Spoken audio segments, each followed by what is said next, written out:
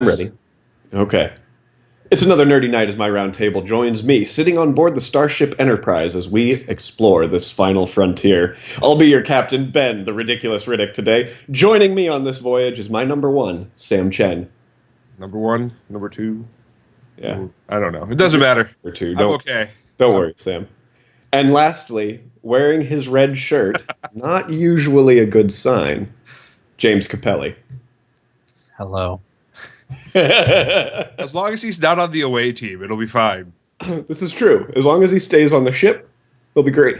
James, I'm going to need you to go to the surface of the next world and just, document the flora and fauna of the world. Does that sound okay to you? It's completely uninhabited, so it should be perfectly safe. I know where you sleep. I don't know. Maybe it's an M-class Actually, planet. you don't. Tonight we have a great show planned for you guys, but before we get into our topics, let's start with what we always start with, and that is our active quests. Number one, make it so. Destiny. No, I'm going to stop. Obviously, we've been playing a lot of Destiny. But what I'm really excited about for the last week is there have been basically all of the new TV shows are season premiering or series premiering now. So we're in the height of TV season, and I've been watching way too much TV. Let me tell you, this is the year for crime procedurals because there's at least 4 new ones, 2 of which are based on movie reboots, which are Minority Report and Limitless. It's been interesting. Wait, Limitless. Was that the Bradley Cooper movie that literally just came out a few years ago? Yep. Wow. And you've seen all these episodes so far? I've seen the pilots. So how's Minority Report looking? Okay. Hashtag spoiler alert. Minority Report's good. I don't know how long. Like all of them have a very, very similar kind of plot line. They're crime dramas. They're all crime dramas. They all have like at the end of the episode, there's like a little peek to the future of what might happen. They all seem to hold true. At least the 2 reboots seem to hold true to the events that happened in the movies. So Minority Report isn't like, hey, pre-crime's still going on and Minority Report didn't actually happen. It's an aftermath of that with a little bit of, stuff going into it. I don't know how much you want me to actually say. I have not actually paid any attention to new shows coming out, mainly for the sheer fact of the shows that I'm watching now are just the shows that I enjoy watching, and I have a hard time thinking about trying to get into other shows, especially since I don't have cable anymore. Yeah.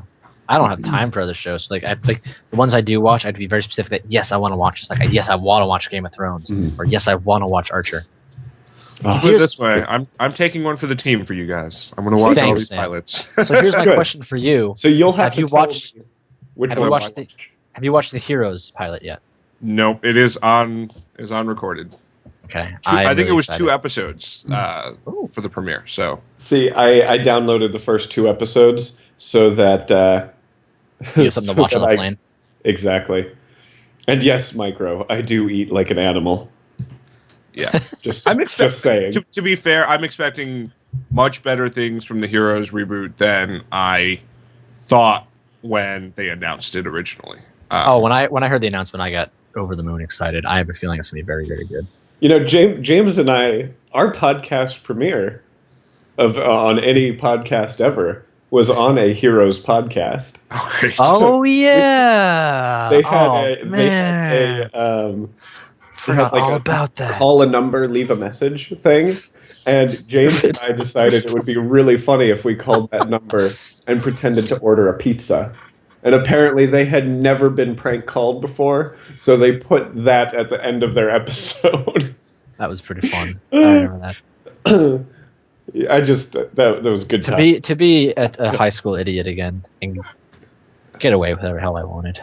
But I don't want to go too deep into TV season premieres because I have a feeling we're going to be talking about it a lot more later in the show. Sure. So James. Yo. What's your active quest? Lately I've been very busy, but I did find the time to play the demo for Mighty Number 9 that was released to all the backers on Friday. I want to say, yeah, it comes with the intro. It comes with the intro level and 3 of the 8 boss levels. You know what? I was not expecting much in this game. I'm going to be flat out honest with you, but it is actually very, very fun. You definitely have that Mega Man feel, with the addition of the dash mechanics from Mega Man X. There's no wall jumping or anything like that, but you can dash in the air unlimited amount of times in a straight line or down. And it's very cool. The system they have is like, if you do enough damage to an enemy, if you do a lot of damage, you can just destroy an enemy. But if you do enough damage and then you dash into them, you collect it's Zell, XCL, like Zell points. And most of the enemies also give some sort of buff, whether it be attack, shield, or speed buff.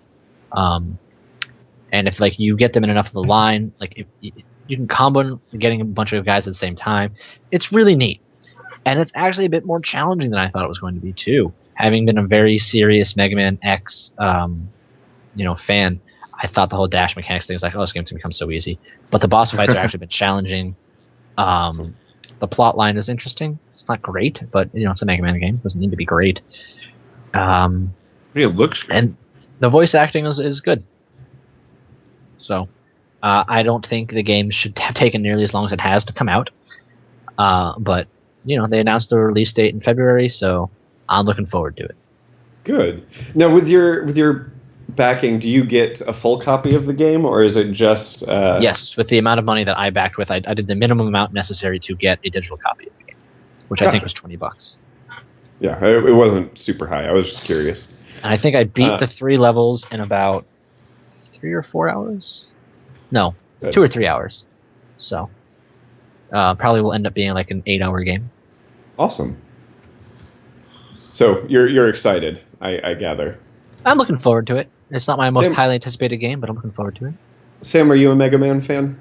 I am. I think I've played Mega Man X and specifically X on probably every platform that I've seen it on.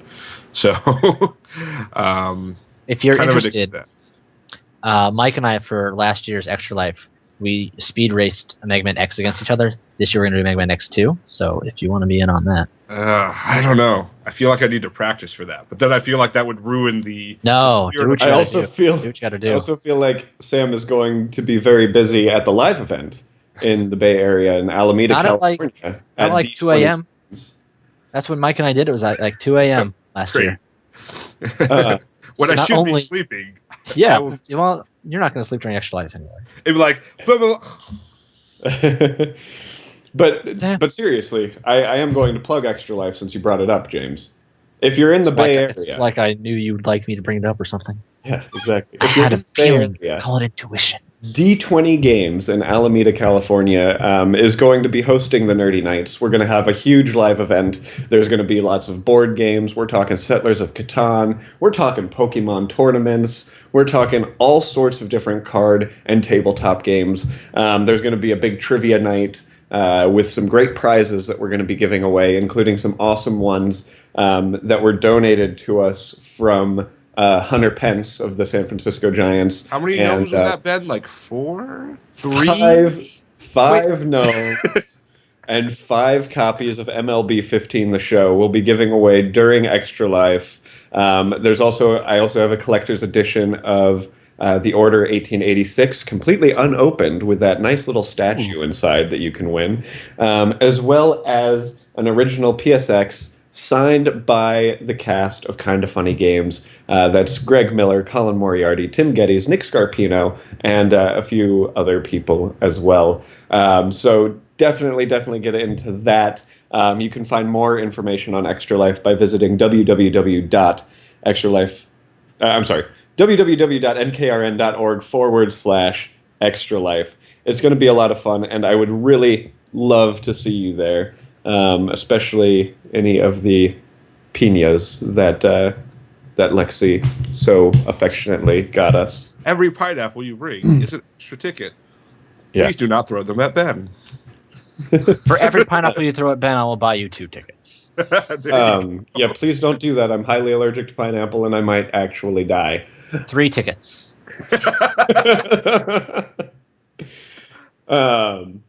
So yeah, definitely keep an eye on that because we are trying to raise $5,000 for Children's Miracle Network hospitals, and we will be doing the entire stream live on Twitch. So definitely keep an eye out for that on November 6th through 7th through 8th. Sorry.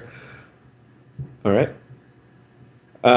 James, do you have anything else you wanted to add to that active quest with Mighty Number? I like the music. You like the music?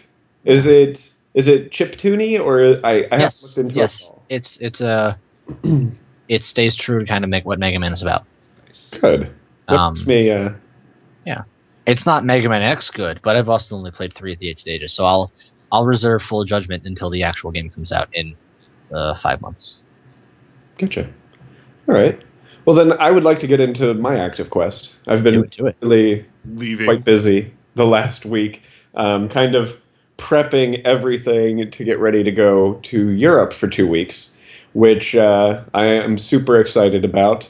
And the only thing that I'm worried about is I'll be part of the away team, and that means my number one will be running the show for those 2 weeks. So it'll be fun. Definitely make sure to come support them doing the things that I do.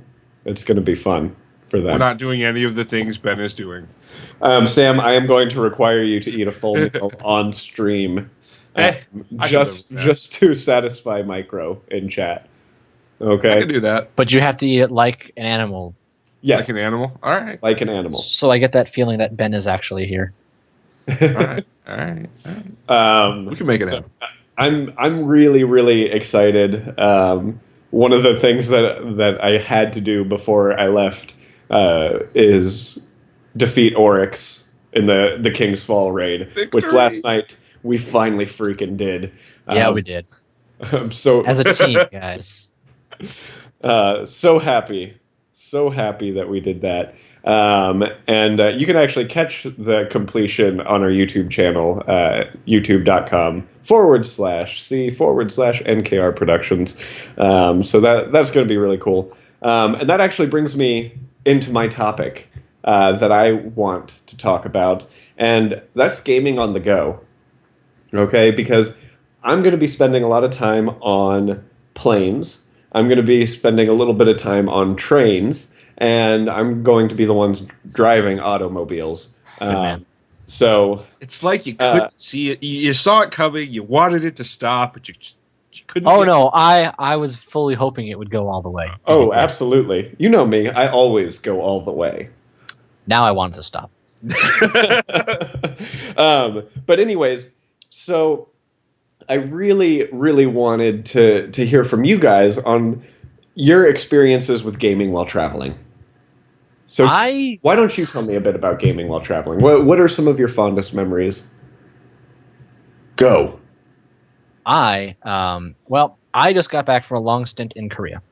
And that is a lot of travel time. So right before I left, I went to GameStop and I was looking at games to get. I was looking at either the game I did get, which is a Shin Megami Tensei game, which I'd never played one before, Double Survivor 2, which was fantastic. That and I can't remember the name of it. There's a guy that they just released. They put in the latest Super Smash Bros. Game with the cool red sword, and you can change what his sword ability thing is. Xenoblade? Yeah, that or Xenoblade Chronicles. And I'm glad I went with this. This is a much darker story. It was a tactics-based game. But when all said and done, I got home from Korea and I beat it. I put 80 hours into the game. And my girlfriend had a blast playing it too, and she doesn't really play games. So like being able to just pick up a game wherever, you have the screen right in front of you, and you can play. You can't beat it. And I have found recently that I really prefer mobile gaming to console gaming. I think I'm leaning toward that. Almost all my recent favorite games have been on a mobile console.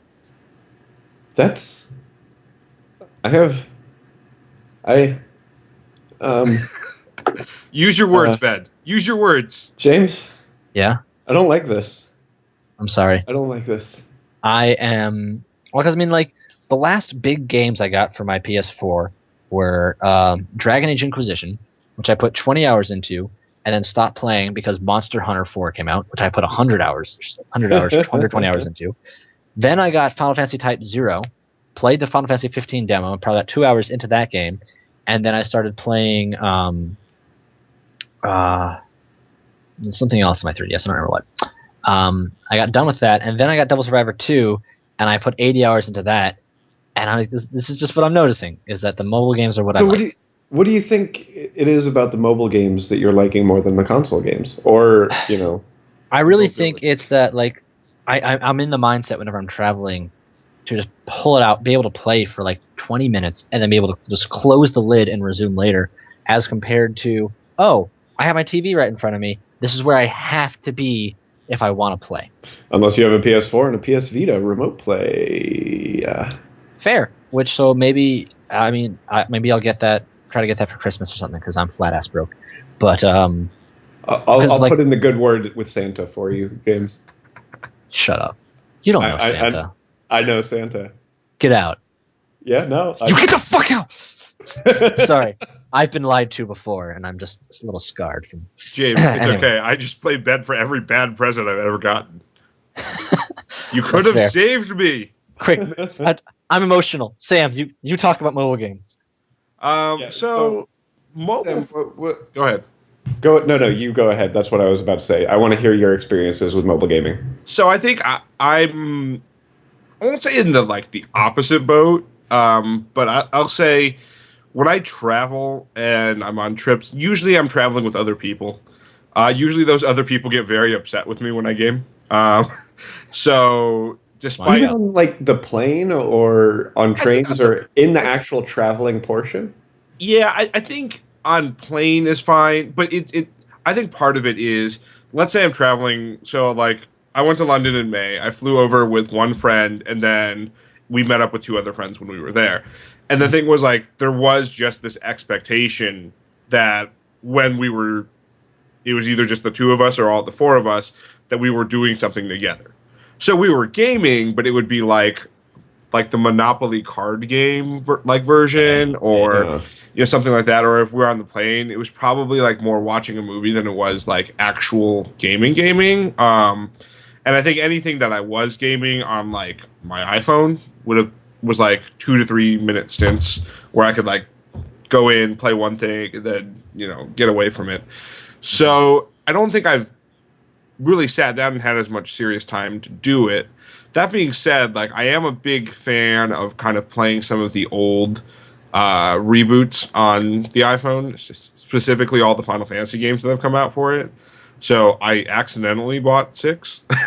You accidentally bought 6. So here's what happened. That finger touch ID you thing can make in your entire life. The best mistake. Yeah, no. So I would the accident was really, I pirated a copy of 6 on a jailbroken phone, and then when I restored to my new phone, it asked me if I wanted to buy it, and I accidentally clicked yes instead of being a cheap ass. So you accidentally clicked yes, and then you accidentally put in your password, and then you accidentally hit yes again. Yeah, that sounds about right. No. I buy it. The problem is during a restore, you already put in your password. I gotcha. So, but either way, I've played stuff like that on it, and I used to jailbreak my iPhone and play old SNES games. So I definitely like playing games on mobile, and I have a Vita. I've played some games on it. It's been fun. But yeah, I don't I think of it this way. If I was living in a city with a lot of public transit commuting that I could do for work, I could see myself pulling out a Vita and playing while on a subway or a bus. Not on BART. No? Not on BART. You wouldn't do that? I would not do that on BART. Just pull out my expensive little gaming device that looks really fancy. I've seen many a live leak video of people getting their shit stolen. Yeah. Yeah? Oh, yeah. There's some dangerous stuff going on BART, Sam. But you don't even know. Korea, which is extremely safe for very, very, very low crime rates, North Korea, right? Why does everyone? I would if I was in a taxi, told the guy where I'm going, pull out my 3DS, play for 15 minutes, put it away, and it's just the easiest thing in the world. And it's just, I don't know. I just prefer mobile. I can't explain why. No, I'm not judging you too harshly for it. It kind of everyone's different, and Especially me. some people are little, and they might like little games on little systems. And some people are all grown up and adults and enjoy to play on consoles and Ben, are you calling me a child because I like video games? I'm calling you a sounds like child you're kind because you like handhelds. Wow. James wants his handheld fine. for one. Don't play Pokemon anymore. Oh, Let's see. What other games do I know you love? Stop playing your Vita while you're on the go. We'll stop doing that. Tell you what, on no, all your you flights never to get me to stop playing Persona 4 Golden. Don't you dare. Holy shit, Persona 5 looks amazing. Oh my god. Yeah, that's a little off topic. That's another topic for another time. I will say I wish they had more games that were like truly cross-platform. So I don't know. You played this with us at all, Ben, but Helldivers came out I think this year, and it was like a multi-console release that was PS3, PS4, and Vita, and you could play. And it was correct. It was cross-play, but you could also play. You could go into everyone's game in multiplayer. That's what I meant by crossplay. I thought crossplay was the term where... No, cross-buy is the term where you get... okay. Yeah, so that was a lot of fun. Sony and their stupid proprietary language. Yeah, I would have loved to... I would have loved to see more games that are like simple and easy that can do that have fun. Better to have Sony's proprietary language than Microsoft's proprietary protectivism, who won't let you cross over anything. I like the very quick shift in topic there, James. That was beautiful. we're gonna make a U-turn since we decided to take a wrong turn down that road. I blame our driver. Okay, so one of the things that I do really want to talk about is obviously I'm going to be traveling. I'm going to be on a plane for about, I think it's 14 total hours, or in an airport and everything, travel time is going to be 14 total hours. So I have to know, what are the best battery saving techniques you guys have for gaming on the go? And this goes to anyone in chat as well. Do you have specific tricks that you use to save your battery, or anything like that? When you say save your battery, do you mean keep charged? Because I think those are two very different things. This thing right here, my external battery has kept my 3DS alive and kicking throughout my entire travels. How heavy is it? Because I got a Mophie, and goddamn, that thing is a brick. I mean, they weigh. It has to carry batteries in it, so it weighs something. 2.5 pounds. This thing's really light. 2.5 pounds is heavy. Yeah, then 2.5 pounds is pretty 1.5 pounds. 2.5 pounds is like I more think than 2.5 pounds is what the Mophie weighs. Fine, but that's one. The point being, this is like nothing. This is great. This is like I could throw this in my pocket, and as long as I have a belt on, I wouldn't even notice that I had anything in it. Yeah. Weight wise, I would notice the giant bulk. Yeah. And it comes in this nifty carrying case. Thing is, do you have a 3DS or do you have your Vita only? I only have my Vita. Oh, okay. Well, then probably even easier for you to get a USB cable to charge it. I had to get a special 3DS USB charger cable for this thing. Gotcha. So my favorite toy, that's not going to just copycat James, because I do agree that carrying an external battery pack is great, is this thing. This is a 5-port, 40-watt charger from Anker. A bunch of different companies make very similar things now. The cool thing is it uses like your standard figure 8 cable, which means you can just go and buy one for whatever country you're in, since most of these are voltage compatible. So you don't need a converter. And most planes, not all, but at least the last couple times I've flown internationally, will have some sort of charging port. Yep. So you that's what I was about to into say. that charging port. Now you have 5 USB devices that can be fully charged, and that's all you need on a plane. So, Gotcha. I like it. So I am definitely using, I'm definitely bringing the Mophie with me. I've got a couple of adapters for the European outlets, but I really like your USB like hub thing, because the one that I have doesn't have the thing that I can't change out the cord in it. So that's really neat. Did you get that on like Amazon or something? Yeah. Amazon, and then you just buy the extra cable on Amazon. A day late, a dollar short. Mine is just USB cables all around. It's got 2 ports for you to like charge from the battery, and to charge the battery itself, you just plug in a mini USB and then plug that into an outlet USB thingy, which you can get that different for every country in as well. So absolutely, I love that USB just became like, I guess it was like about 9 years ago. USB became the norm for everything except for Apple products. Well, I mean, like, it's USB, but like it's like nowadays it's either you get a mini or a micro USB cable and you're set for all your devices. Yeah. I'm looking forward to the day when USB-C becomes an actual like standard. I don't know what that is. It's basic. It actually looks surprisingly similar to a Lightning cable, but it's a standard USB standard. The standard USB standard. Oh, I see what you're saying. Yeah, but but it passes power and data at the same way. Yeah. Does now. Okay. So cool part is it will go backwards. So as long as that means I can charge things better, I'm going to be happy. USB-C with USB 3.0 will make the world much more efficient. Yeah, but it'll be until we get other battery saving techniques. I would just say keep your battery saving light on or option on, and just use low brightness. Okay, one final question for you guys before we change topics. Okay. What is your favorite game to play on the go? Sam, go. What? No. He knows I need a lot of time. I do know that. So I think one like not old school, but one like thing I really used to like to play on PC was racing games. And like it was one of those things where I just reset and restart the race every time because I needed to get first place. So that's been kind of a fun thing. I think when I bought the Vita, like the next month was PlayStation Experience, and they had Need for Speed as one of the free downloads. So I picked that up, and I've been playing that whenever I'm on the Vita. Cool. James, how about you? Favorite game on the go?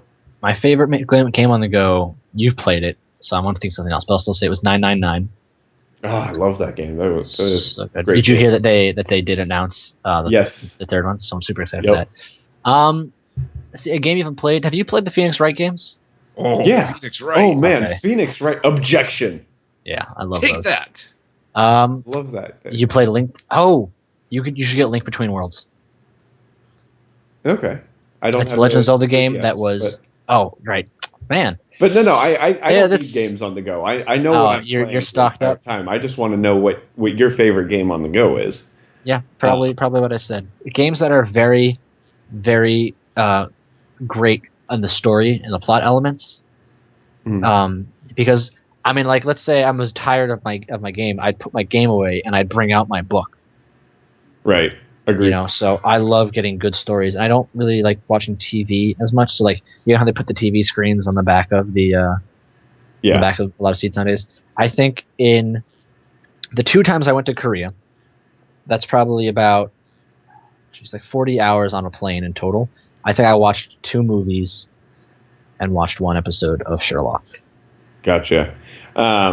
And to kind of round out this topic, I'm just going to let you know what's on my Vita for the flight. Yeah. Got Persona 4 Golden. My goal is to freaking platinum that game this year. How many hours have you put into it so far? Probably, I think I'm at 228 the last time I looked. How many more hours could you possibly need to platinum it? James, I have 1 trophy in it that's just really tripping me up. That's the 200 resale lines. I've got Danganronpa on there because I never finished it. That was fun. And I've got Need for Speed on there. Yoo-hoo! Yeah, so you're pleasing both of us with that. Yeah, I'm Ben, you're a wonderful crowd pleaser. I know I am. So I think it's time that we change gears. Sam, you have a pretty decent topic. It kind of had to do with what your active quest was. Tell me about your topic. So there's been a lot of talk, and I think famously the FX CEO said kind of this year that we have kind of too much TV. or we've reached kind of the like limit on how much TV is out there. Now, he didn't define it as good TV or bad TV, but essentially there's been this concept called peak TV, and the questions kind of been surrounding it are: have we reached it? Are we there? Is it there from just the perspective of how much content there is or how much good content there is? And with the Emmys kind of happening last weekend, it was kind of a prime example of, are we kind of in this mode right now? And I can tell you right now, as someone who watches an obsessive amount of TV, I think in the last year, I've done a count. I follow over 90 TV series. Holy crap, Sam. How do you watch that much TV? I mean, a lot of it's Do you watch everything at 1.5 speed? No, I should. A lot of it's like side by side. Like, would you think about how much Destiny I've played? Oh, okay. Would you think of how much Destiny I've played? If I'm watching, I was thinking the same thing. Like half the time I'm playing Destiny, then I'm pretty much set. Here I am thinking you're watching like Sherlock on one TV and Bones on another TV. It's like, what? What are you doing? I'm guessing it's also you're able to watch 90 shows because some of it's like Sherlock, where it's 3 episodes a season, or Game of Thrones, where it's 10 episodes a season. Correct. Like Sherlock is on the list. Game of Thrones is on the list, and I feel like sitcoms are just so short that it's not the same level of commitment as a new one. Yeah, and because you're watching sitcoms all the time. Why would you subject yourself to that? There's some good sitcoms. No, I mean, just say it with such confidence. No, I think it's like sitcoms are something I will not pick up on pilots for, because I feel like, generally speaking, if there's enough audience approval and people say, "Oh, it's great, you really need to watch it," like when Modern Family first premiered, I didn't watch it, and then my friends were like, "Oh, this is great, you need to watch it." That's when I picked it up. I did just binge watch Modern Family over the summer. Yeah. That show is fantastic. Yeah. Oh my god. I also, to be honest, I also keep on top of ratings as much as I can to know when I can just like cut off a show. Like this show's not going to keep going. It's dead to me. And there's some like reality TV mixed in there that I like. I still think Celebrity Apprentice is the best. I think I might start watching that now with Arnold. Now with more. Yeah. He's my people, Yeah. Did you guys ever read the joke online that his job was literally taken by a foreigner? Yep. I love Absolutely. Someone should tell him. Yeah. It's so like we see a lot of content now, right? Because Hulu's getting in the game. They bought Mindy Project as a property, and they're actually not doing that show can continue. People like that show, Ben. I know people like that show. I don't like it. But I mean, it's cool because they're doing the episode, like the pure episodic, not the way Netflix does the dump. And obviously, cool. If you look at what won at the Emmys this year, like almost all of it was cable television. There was like some network TV stuff, but I mean, like Orange is the New Black, Veep, Game of Thrones. Did Daredevil win anything? Maybe. It didn't win in any of the big categories. So it might have won in one of the more technical categories. Because that hallway scene, dude. That 7-minute single shot scene. Yeah. I can imagine the amount of choreography that went into that. You have no idea. Like, I saw that scene, and, Lee goes to, like, sees movies with me. She watches TV shows with me, obviously, because she's my wife, and that's what she has to do. And... Please tell me more about this wife thing. Yeah. I literally... Well, Sam, if you didn't spend your years watching 90 television shows... I literally will sit there and count 1,000, 2, 1,000, 3, 1,000, 4, 1,000 during scenes like that, and just be like, wow, that scene went on for just like 90... 7,500 Mississippi. Yeah, 7,500 Mississippis. No, but like those are things that fascinate me. So I'm kind of bummed that Daredevil didn't win like the best longest scene Emmy. Longest scene Emmy.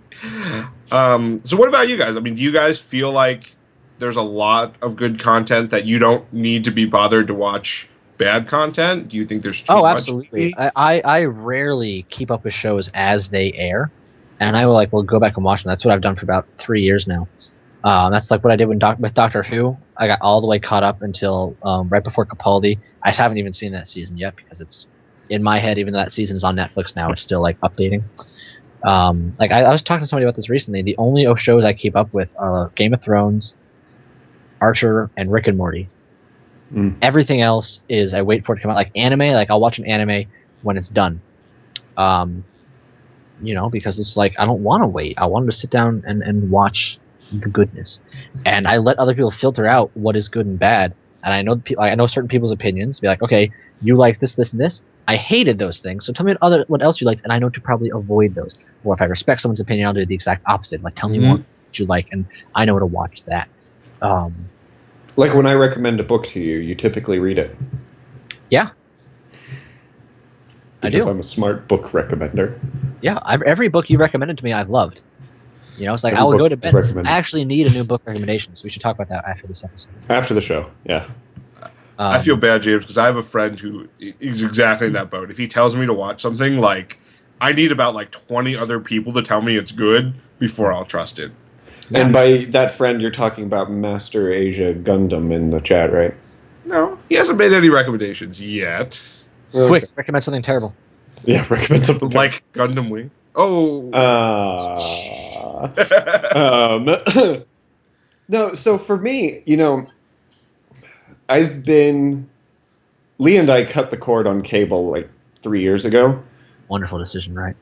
No, it was a great decision because the shows that I watch are all streaming online with no issues whatsoever, and I feel like I do miss out on some stuff. Like I had, until you mentioned it earlier in the show, Sam, I had no idea that there was a Minority Report TV show, and I had no idea that there was a Limitless TV show. I had no idea about these things, and the only reason that I know about some of these new shows are because people are posting about them all over Facebook and things like that, and I noticed that, but it's kind of a liberating thing to not be constantly watching TV and seeing previews for all these new shows, because I'm not sitting there going, oh, great, here's another show that I need to watch. Yeah. Because I'm kind of in that, I watch what I like to watch, and essentially right now, all that are comic book TV shows. So, I really love The Flash. I mean, The Flash actually got me to alter my opinion on my favorite superhero, because I started reading some of those comic books and getting into it. And there are just so many great shows out there in general that I enjoy watching them. There are also really bad ones like Gotham. I watched 3 episodes. I so wanted that show to be good that I'm surprised it isn't. And here it is, season 2, sadly enough. I kept telling myself, this is going to get better. It's going to get better. And then I got to the Scarecrow episodes, and I'm like, this isn't going to get better. I need to stop. So here's my question for you, Ben, since you specifically called out comic book shows. And I didn't realize this until I read it recently, but I guess Marvel and DC are taking 2 extremely different approaches to their TV shows, and specifically saying that DC is separating the TV from the movies, where Marvel is saying they're this is the same freaking world. Same world. What do you think about that as a comic book fan? So I have 2 minds on it. Because I love Marvel's approach, because essentially what they're doing is trying to tie everything together, so everyone is constantly wanting to watch every new Marvel thing coming out. Whereas DC is taking the more classic comic book approach and already creating different universes. I mean, DC already has a cinematic multiverse going on, because they've got the TV shows and they've got the movies. And I think that's I think that's good for comic book fans. I don't think it's good for Your casual, you yeah. really just want to watch her. Someone tried to follow along. Exactly. So as a comic book fan, I really appreciate what DC is doing. But I think that Marvel is taking the much more intelligent route. Because I'll tell you what, as soon as they announced a Justice League movie, all I could think of is, gosh, I can't wait to see Stephen Amell in a Justice League movie. And I'm like, oh, that's not happening. That sucks. So to kind of round out this topic then, what are shows that both of you have not watched that you really want to watch?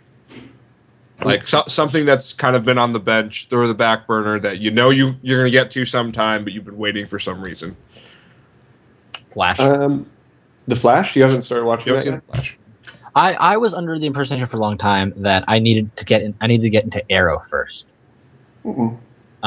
Yeah, and I have since realized that there is a little bit of crossover, but not like to the point where the Flash is reliant on me having watched Arrow first. Right.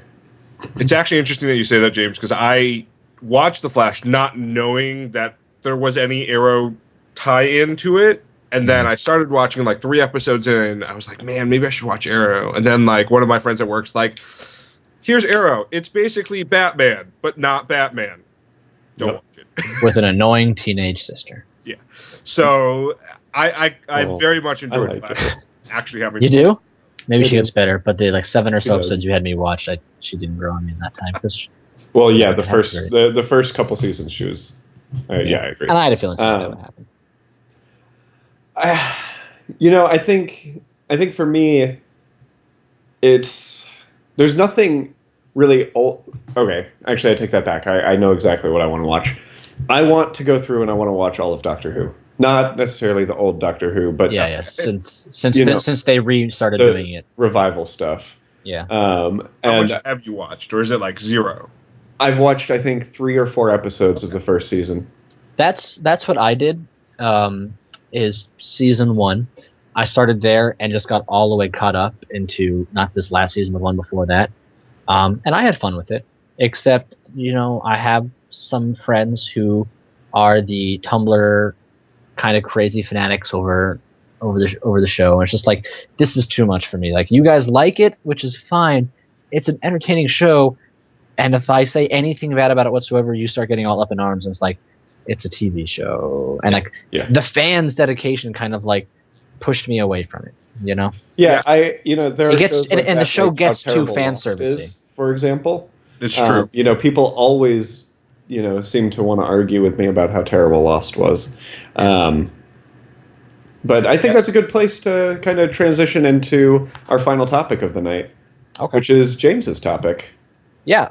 So my topic is cinematic video games, and I may be a couple of years behind in bringing up Metal Gear Solid 4, but I'm going to do it anyway now that Metal Gear Solid 5 just came out, and I have not heard anything bad about Metal Gear Solid 5, mostly, but nothing about being too cinematic, unlike how 4 was like just reamed for being too cinematic. Ben has a limited edition like a 90-minute ending. Yes. Ending? Okay. Yes. There was like 2 or 3 like secret endings, which was just means you kept watching through the credits. I never played the game, but I did watch my brother play it, and I did watch him beat it, and I did watch the ending. And while the ending made 0 sense to me, having never played anything except like half of 1 when it came out when I was a kid, I will say that I kept looking at my watch being like, is this still going? And my brother's like, well, yeah, this is like real fan service stuff for people who are really paying attention to the plot through all these games that don't like matter much to this game. I'm like, seems like they probably should have alluded to that, but whatever. Anyway, so my question is, do you all think this is good or bad in video games in general? Like, is being too cinematic a good or bad thing? I guess I think for our level, like our area, our genre of enjoyment, I would bring up the Halo games. When Halo 1, that's a healthy. Yeah, Halo 1 was hardly cinematic at all. In fact, really, the only real cinematic part of that game, besides the ending, was when the Master Chief finds the found footage of the squad that found the flood. Oh yeah, yeah. Otherwise, it's like the end of the level and the beginning of the level. That's it. And then Halo 2 got a bit more with what's that thing called? The big tentacle Miranda monster. Keys. Oh, the Gravemind. Yes, with Gravemind. And then 3 got more over the top with the Arbiter and all sorts of stuff like that. Well, Arbiter was in 2. Well, yeah, but like Arbiter and the Chief, like the stuff with them together in the third one was like the game got more and more cinematic. And on one hand, I just want to throw in there. I know you haven't played it. The anniversary editions of Halo 1 and 2, they added. They redid all of the cinematics, and Beautiful. with Halo 2, they added cinematics to tie into Halo 5, which was that's cool. So freaking cool. I like that. That's neat. So here's my question, and as someone who hasn't paid a ton of attention to Halo games, I haven't actually finished 4 yet, and I just finished. Recall 1 through 3 as well. I don't have an Xbone, so I can't play it. But okay, so here's my question: how much of that do you think exists purely to support this like extended universe that Halo has? Because they do have like books, right? Yeah, well, they had books. They had books before 4. Yeah. So like, really good. The Fall of Reach was so good. So how much of it do you think is like trying to kind of grow the interest in the expanded plot of the game or the universe? I think introducing these cinematics. Again, having never played anything other than 3 and ODST, I played Reach. I don't think it's to get people interested in the expanded universe. I think it's, hey, we have this expanded universe that is fantastic. Let's take good elements and tie those into the games, because the fans who are all about it will love it, and the fans who don't will feel the depth of where it's coming from. And I mean, to James's point, and to kind of answer Sam's question, the allusions to the extended universe didn't come until 2 and 3. I mean, Halo 1, they barely alluded to anything. Right. And the books came out, and it was the books that was kind of alluding to things in the game, where it would try to kind of describe things in different ways that made it be like, oh, okay, so that was that part of the game. And then the more you read, the more you were like, gosh, I wish they incorporated this into the game. And I feel like 2 then started incorporating it, seemed more like fan service because of how popular the extended universe became. Okay, so you're saying it's more chicken and the egg, because you're making the exact point, right? Because James is saying it got more cinematic, and then you're saying the expanded universe got more in depth. I'm saying the game became more cinematic to appease the people that loved the extended universe. Yeah. But at the same time, it's so also to answer my question, yes. Yeah. Well, I'm not. So back to my initial question: do you guys think this is good or bad? Sam? Why would it be bad? No. Okay, so I'm gonna give the example, and I haven't played the game, but I've heard horrible things about it. And it's the limited edition copy that's sitting somewhere in Ben's house right now of order whatever 1886. Great example. Yeah, and every reviewer, every friend who's played it has basically been like, this is a good 5 hours of gameplay and the rest is movie. So in that sense, no. I think that the extremes in the case are always bad, but I'll say the thing that I've always liked from a cinematic standpoint, and I don't know at what level this bridges, has been the Gears of War games, because I feel like there's enough plot that I care about, and I care about these characters, that needs to be extended in some sort of cinematic. I get some of the plot from walking around interacting with things, but I get the rest of it from watching the scenes, and I feel like that adds to the game. Mm-hmm. And it adds to the game in a way that isn't when you load up in a game and you're like, oh, and I think my best example of this was the Metroid games for Wii when they first came out. It would be like, here, grab this door and twist. And that action would trigger a sequence or trigger a specific event to happen, and it was just so forced that if they had just provided that plot in a cinematic, I would have been fine with it and not had to push buttons in the game for pushing buttons' sake. Okay, Ben. So I think there's plenty in both camps. Like there are still plenty of games like Vanilla Destiny that was not very cinematic at all. That I still had a blast playing. But there are games, and there have been games for the last 2 generations of consoles that have been purely based on cinematics. I mean, look at Heavy Rain, for example. I mean, you are essentially just guiding a person through a movie. Mm-hmm. I mean, there's not a whole... I mean, there's a lot of interaction in the game, but there's not a whole lot of... it's not the same kind of interaction that you would normally get in game. And more recently, Until Dawn, which I've bring up, yeah. You know, I've had a chance to play a little bit of, and I've watched a lot of streams of, and that's... I really like the game. Mm-hmm. I mean, it's an interactive movie, mm-hmm. and I do really enjoy it. Would I want every single game to be like that? Absolutely not. But in the same vein, you don't want every game you ever played to always be a first-person shooter. Yeah. Exactly. Yeah. So I think for me, as I was thinking about this and getting ready for the cast, it boiled down to, you know, there are games that do it well and games that do it poorly, and the games that do it well, it's because they know the game knows what it wants to be. You know, Halo 2 knew what it wanted to be. Yeah. You know, Halo knew what it wanted to be. Metal Gear Solid 4 didn't. Like, it wanted to, like, it was supposed to be the last Metal Gear Solid game. It wanted to tie in all these plot elements and do all these things and make it really feel like you were the hero of this epic story. But you don't feel like the hero of an epic story when you watch everything happen. You get the feeling by doing. And yeah, but isn't that how Metal Gear Solid games have been? I mean, Metal Gear Solid, I feel like they knew exactly what it wanted to be.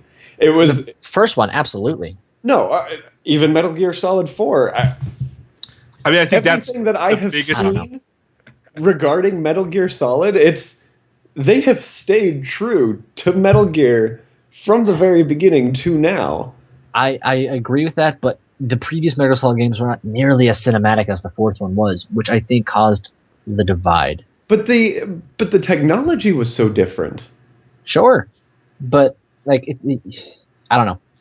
I get what you're saying. I don't know how to word what I'm feeling about what you're saying. Like, I'm not saying that Metal Gear Solid 4 is a bad game because it didn't know what it wanted to be. It didn't know what it wanted to be in the sense of how to implement the cinematics. And the cinematics were beautiful, but there were times when I watch it being played where I'm like, that was really cool. That it seems like Snake almost died because he nearly got blown up. And while the cinematic was beautiful, I would have preferred to have escaped under the explosions on my own. You know, so yeah, for the most part, I like. You're talking about the difference between preference and intent. I mean, the game wanted to do it that way, so it did it that way. Then I think maybe using the term knowing what it wanted to be was a bad choice, but like you get what I'm saying, right? Yeah, I mean, I think it's probably not super fair to pick on Metal Gear just because I feel like Kojima's known for this sort of thing, and that's like why people like or don't like him, and that's where his departure from Konami in this last year, like a lot of that driving factor was how 5 was being kind of crafted and done.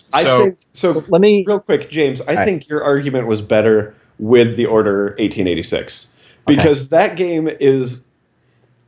They probably knew what they wanted to be, but they didn't tell people what they wanted it to be. Fair. They marketed that game as this a big action. Exactly, a big action heavy. Control your game going through. If they had marketed it as more of a cinematic game, it probably would not have been so, widely panned, right? At release. Because yeah, the people that would have liked that kind of stuff would have gone to play it. Whereas instead, we had people that didn't necessarily know anything about that specific kind of genre going in and saying, "Oh, this isn't what I wanted to play. This is dumb. This is not the game I was expecting." And Right. you know, they're right. It wasn't the game that people were expecting because we weren't told what to expect. Yeah. So I had a train of thought. Oh well, I'll jump to what else. So I know we're running short in time, so I want to give this one last example for why cinematic isn't needed most of the time, but it's not by all means bad to have. I think back to Super Nintendo days, and I think back to my favorite RPGs, like Final Fantasy VI, like Chrono Trigger. Mhm. There's no cutscenes that suddenly change the graphics and make it look beautiful. You do have scenes where you're watching what's going on, and you're seeing things like that. But it allows your imagination to fill in the gaps. You know, when you're imagining the story going on, you don't actually imagine these guys in your head being little sprites, but imagine them as full people having these conversations. You make up the voices in your head. So in that sense, like, no, you don't need cinematics. But if the technology was around back then, better believe they would have been using it. You know? Yeah, but people wanted cinematics then, James. I mean, we true. had it's like reading a book and saying, "Oh my gosh, this book would have been great on pictures. screen." Yeah. You know, I would love to see this. Like, I have this image in my head, but Yeah. I want to actually see it. I want to feel it. That's what made, I mean, Harry Potter such a big thing. But and here's my counter argument to that. Well, Okay. finish your To thought. yourself? Finish your thought. I don't get my counter. Well, to what so Ben just I mean, said. that's one of the things that made Harry Potter such a big thing. It's like people are finally able to see what they imagined on screen, and they did it so wonderfully that, you know, people were like, "Oh my God, this is exactly how I pictured it in my head," or, "Oh wow, I don't think I ever understood it in that way," or, "Oh, Hermione is how you say it. I always said it as Hermione," or so Pronunciation things like are that. key. Yeah, pronunciation is key. So my counter to Whereas that. I think, hold on one second. I think All that right. you know, games like Legend of Zelda, they wanted to make a cinematic game, but they couldn't. So instead, they told the story through text and conversations. I believe if they could have told the story with the cinematics, it would have been a very cinematic-heavy game. Okay, that's a great point. And they've gotten more and more that way over time. Go ahead with your point. I'm sorry. My counter with the whole books and wanting to translate the movies so you can see it visualized on screen. The problem with that is when you are reading a book or when you are playing a sprite game or low res, anything like that, where things aren't completely given to you and this is what this is, you imagine in your head any way you want it. Yeah. When you sit down and watch it as a movie or show or something like that, you are seeing the world interpreted by the people who made it, and that's the only way you're going to see it, which can be good in the case of Harry Potter. It can be really bad in the case of Aragon and stuff like that. So I'm not saying cinematics are bad, but you better believe they can be. And so absolutely. So it's So I guess I should have. I don't have a complete yes or no on whether or not cinematics are good. They can be, and like any other art form, when they're done well, they can blow you away. And being somebody who's very much a fan of the visual novel game genre, like 999 or Danganronpa. Roomba? Danganronpa. Dragon Roomba. Okay. So James, did you ever play like Chrono Trigger or any of the other games when they remade them for PlayStation? Because I believe the only thing they did was add cinematics. Among a few other things, but like that was kind of the big thing is the cinematics and what they added in. I thought it was neat, but I didn't feel like the game became so much more because of it. Yeah. So I think the most interesting thing that I'm thinking about now I know we're almost at time, so is I'm really, really, really curious to see what's going to happen with Final Fantasy VII and the remake. Oh, I can't wait. Yeah. I can't because wait. I think everyone's been clamoring for a remake, myself included. I was so excited, but I think probably like a week or two in, people had like written all these articles that were like, man, how are some of these scenes going to look now? Because you could actually have real full video versions of it. Like, and you're thinking of the cross-dressing scene, I'm sure. yeah, I mean that was a highlight that all of the articles brought up. And one of the things that made that so fun was the very polygon blocky graphics look of it all. It added to the silliness. And I think that's the thing I really hope that this remake doesn't miss, is the silliness that Final Fantasy VII really did bring to the table. Because that can get lost in the dark, gritty atmosphere of the high resolution, engine. Yeah, especially because Final Fantasy did have cinematics. Yeah. So it's not like we didn't have a visual of what they look like. So I guess the question is, what's overboard and what's not? So I'm excited to see how they. I can't wait to finally like a Final Fantasy game. Ben, I think you'll love 15 when it comes out. Okay. One last thing with when I want to talk about Final Fantasy VII. I remember I was playing as a kid, and you get your first real cinematic when you're escaping from Shinra. Mm-hmm. And it was like, yes. Holy shit, what is going on? Like, this is so cool. They changed the graphics and everything to be like look actual 3D-esque, not the blocky stuff that the rest of the game was. And yeah, the fact that they turned it cinematic was mind-blowing to young James. Yeah. Especially the music in that game. Like the first time we could talk about music for also another entire full topic. Topic for another day. I feel like we need to wrap things up. I want to thank everyone for joining us, everyone in the chat, everyone at this round table. James, thank you for coming and sitting with Sam and I. And, of course, remember, you can follow us all on Twitter. James, where can people find you? At Ser_Capelli. That's SER_Capelli. Yeah. Which is surprisingly close to Capaldi. Right? I think I'll be able to cosplay him as I grow a little more gray hair. Sam, DJ where can Fluffkins. people find you? Fluffkins. DJ Fluffkins. Everywhere At DJ Fluffkins. .com. Branch-.com. I'm squatting my own domain. Yep.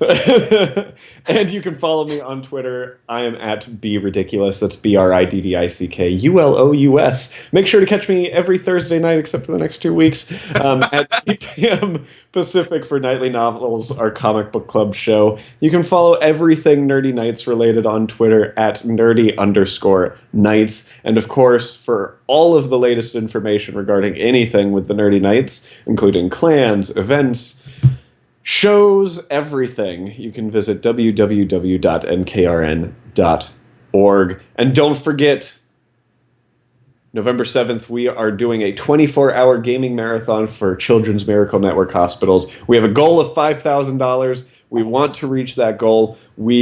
I honestly, I'm going to tell you right now, if we get to our goal, I will record Sam punching me in the gut for everyone to see. Holy shit. And I know there are what a stretch I know goal. there are people out there that would love to see that. For an extra like $500, we could get Hulk hands too.